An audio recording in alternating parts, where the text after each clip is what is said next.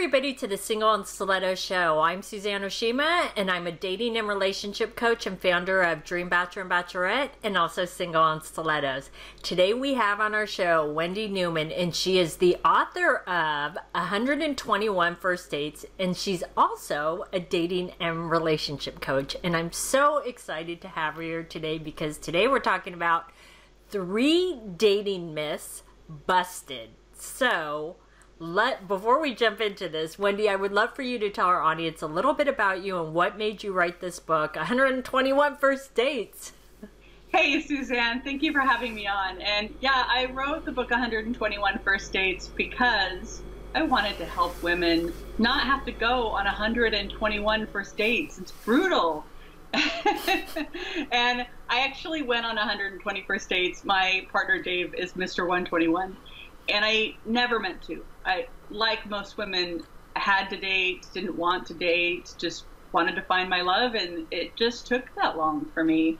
And I started writing the book because I had such a horrendous date that I wanted to share with all of the world who thought being single was so glamorous, that the grass isn't always greener on the other side. And to really highlight some of the things that we women go through. And I also put, after each date story, a hot tip and a glaring warning, right? A hot tip on how to do better than I did. Or sometimes it was a hot tip on, look how I succeeded at this. You do this too, this thing works. So I did it to entertain. I did it by writing stories to entertain women, and I also did it to help women not have to struggle. Awesome. So ladies, if you don't want to go out on 121 first dates, then I highly recommend you read her book, so then you only have to go on 30 or 50 first dates, and then you can get to that man quicker. So, right.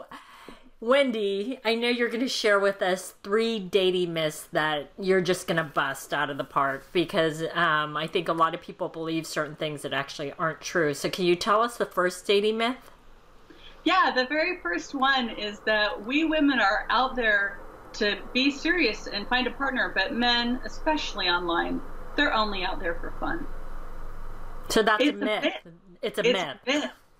Yes, that is a myth.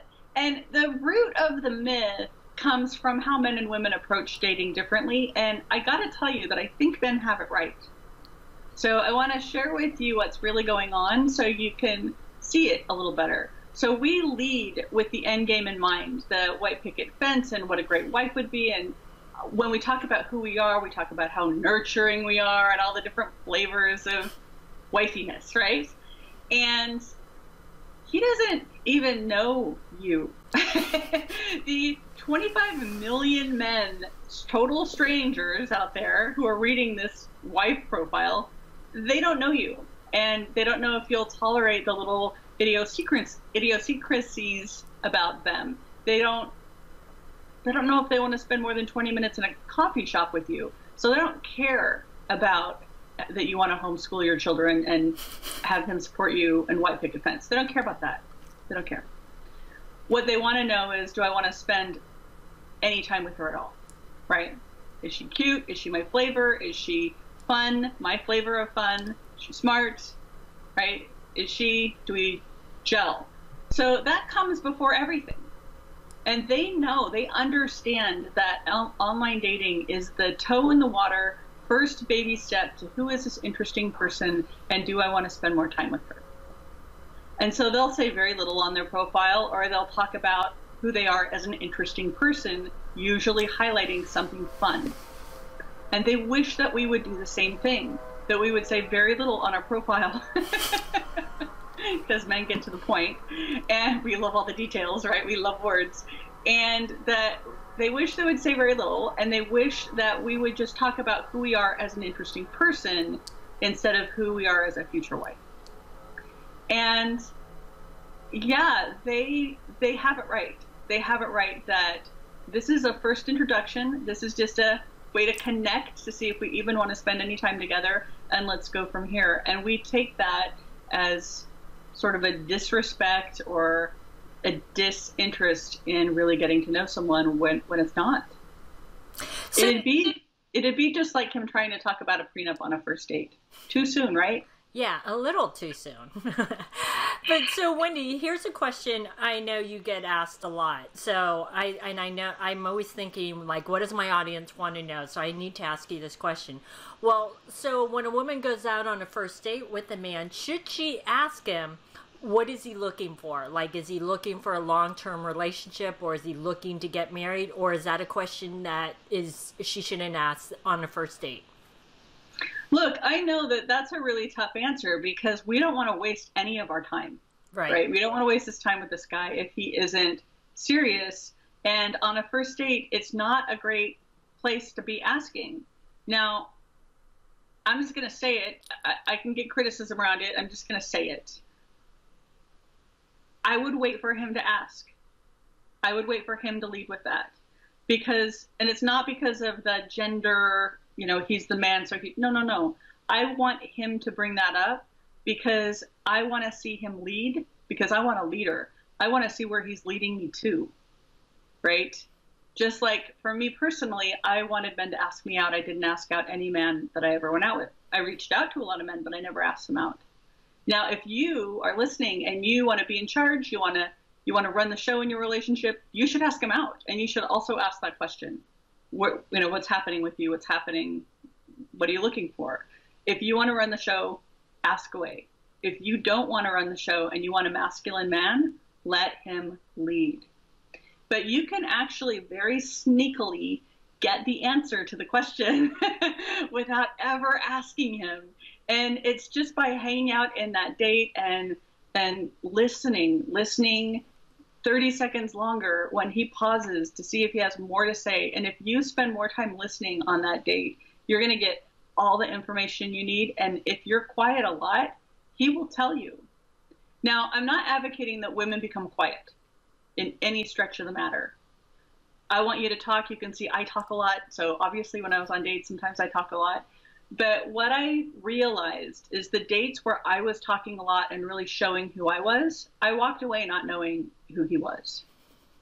So if I want to know, is this guy serious because he didn't say so on his profile? Man, I'm going to be really quiet on that first date. I want to let him share about his life. I'll lead with, hey, so what do you love about your life? And I'll just sit back and zip the lip and let him just go. Because they'll tell you. They'll tell you everything you ever wanted to know if you give them the space to talk about it. That is so true. It's about balance when you're on a date and being able to listen. Men tell me all the time that their biggest complaint is a woman who just talks the whole time on the first date, and she doesn't ask him anything about himself. So that's really important. Listen. So, okay, so what's the second dating myth that you're going to bust for these ladies? Men are non-committal. They commit all the time. They commit to all sorts of things. It takes men longer to commit than it does a woman, and there's a good reason for that. And part of it is because, and men and women both run in their masculinity, right? When we're working, we're masculine a lot. So it's not a bad thing. It's not wrong. It's not bad. But masculinity is accountability, right? So when we're at work, we're masculine, we're accountable. All good. How they naturally are, how their natural masculine state is accountable. And if you're going to be accountable, you're not going to say yes unless you've sorted out all the details and you're willing to be on the hook for all of it. So with women, we will commit to a partner, but there will be things about them that we will want to change. So I love him. I'm going to say yes to him. We should move in together. We should get on that relationship escalator and ride that sucker all the way to the top. And I have got to change the way he dresses and how he chooses food. And, oh, he can't do that thing anymore. Right. So that's a feminine way of being in the world. The masculine way of being in the world is I'm going to sit back. I'm going to assess the situation. I'm going to see if everything adds up. And when I commit, I'm committing to the whole package. And you'll hear a man say, when he's being told by someone, oh, but God, she laughs so loud. They'll say, yeah, isn't that cute? That's what I love about her. That's just Sharon, right? Or whatever. So they don't try and change us. the way that we try and change them. And I'm generalizing like crazy here. This is masculine, feminine, so you might be in that mode yourself. You don't try and change a man because you're running your masculine. You're committing to the whole package. All good. Now, the other reason it takes them longer is because they're paying attention to what they're committing to. We want to jump in because of love, but they're paying attention to every step of a commitment brings more obligation, brings more accountability. So if he's only asking you out on a date, he is accountable for having that date turn out well, for you to be happy, have an enjoyable time, get home safely. That's it. If he's dating you, he's now in charge of making sure all the dates are great. If he is your boyfriend, now there's more obligation. Now he has to make sure that you are okay in between dates. He's got to text you, he's got to call you X amount of times, see how you're doing, check in with you. More obligation, right? Fiance, now he's got to go to Ohio, right? For Christmas every year or whatever, right? So he sees the level of obligation, and he has to really look at his life and see, can I do that right now? I'm in the middle of building this business and raising my children half time from my divorce and doing these other things. Can I commit to this next level? So they take commitment very seriously, and it takes a little bit longer.